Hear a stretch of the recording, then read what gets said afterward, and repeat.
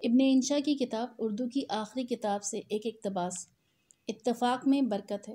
ایک بڑے میاں جنہوں نے اپنی زندگی میں بہت کچھ بنایا، آخر بیمار ہوئے، مرض الموت میں گرفتار ہوئے۔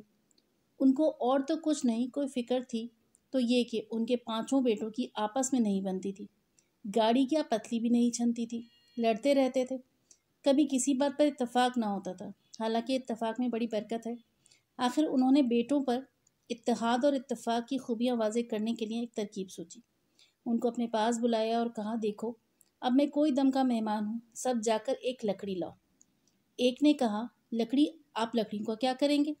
دوسرے نے آہستہ سے کہا، بڑے میاں کا دماغ خراب ہو رہا ہے، لکڑی نہیں شاید ککڑی کہہ رہے ہیں، ککڑی کھانے کو جی چاہتا ہوگا۔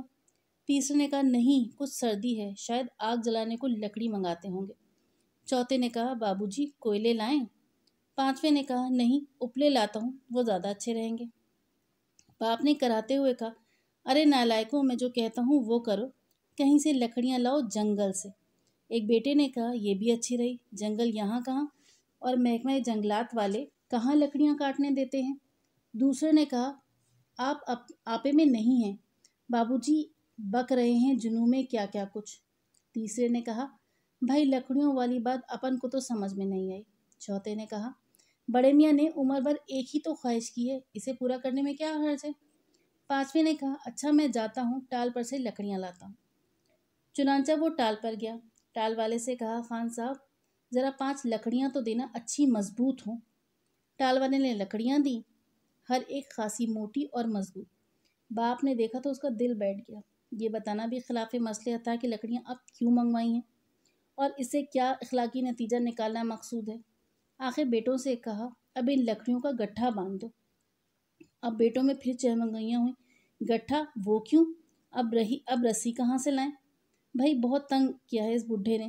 آخر ایک نے اپنے پاجامے میں سے ہزاربند نکالا اور گٹھا باندھ دیا۔ بڑے میاں نے کہا، اب اس گٹھے کو توڑو۔ بیٹوں نے کہا، لو بھائی یہ اچھی رہی، کیسے توڑیں، کلہاڑا کہاں سے لائیں؟ باپ نے کہا، کلاڑے سے نہیں، ہاتھوں سے توڑو، گھٹنے سے توڑو۔ حکم والد مرگ مفاجات۔ پہلے ایک نے کوشش کی، پھر دوسرے نے، پھر تیسرے نے، پھر چوتھے نے، پھر 5ویں نے۔ لکڑیوں کا بال بھی باقی نہ ہوا۔ سب نے کہا، باؤ جی ہم سے نہیں ٹوٹتا یہ لکڑیوں کا گٹھا۔ باپ نے کہا، اچھا اب ان لکڑیوں کو الگ الگ کر دو، ان کی رسی کھول دو۔ ایک نے جل کر کہا، رسی کہاں ہے، میرا ہزاربند ہے، اگر آپ کو کھلوانا تھا تو گٹھا بندوایا ہی کیوں تھا۔ لاؤ بھائی کوئی پینسل دینا، میں ہزاربند تو ڈال لوں۔ باپ نے بزرگانہ شفقت سے اس کی بات کو نظر انداز کرتے ہوئے کہا، اچھا اب لکڑیوں کو توڑو، ایک ایک کر کے توڑو۔ لکڑیاں چونکہ موٹی موٹی اور مضبوط تھیں، بہت کوشش کی، کسی سے نہ ٹوٹیں۔ آخر میں بڑے بھائی کی باری تھی، اس نے ایک لکڑی پر گھٹنے کا پورا زور ڈالا اور تڑاخ کی آواز آئی۔ باپ نے نصیحت کرنے کے لیے آنکھیں ایک دم کھول دیں، کیا دیکھتا ہے کہ بڑا بیٹا بے ہوش پڑا ہے، لکڑی سلامت پڑی ہے، آواز بیٹے کے گھٹنے کی ہڈی ٹوٹنے کی تھی۔ ایک لڑکے نے کہا، یہ بڈھا بہت جاہل ہے۔ دوسرے نے کہا، اڑیل ضدی۔ تیسرے نے کہا، کھوسٹ سن کی عقل سے پیدل گھامڑ۔ چوتھے نے کہا، سارے بڈھے ایسے ہی ہوتے ہیں، کم بخت مرتا ہی نہیں۔ بڈھے نے اطمینان کا سانس لیا کہ بیٹوں کا کم از کم ایک بات پر تو اتفاق ہوا۔ اس کے بعد آنکھیں بند کی اور نہایت سکون سے جان دے دی۔ شکریہ۔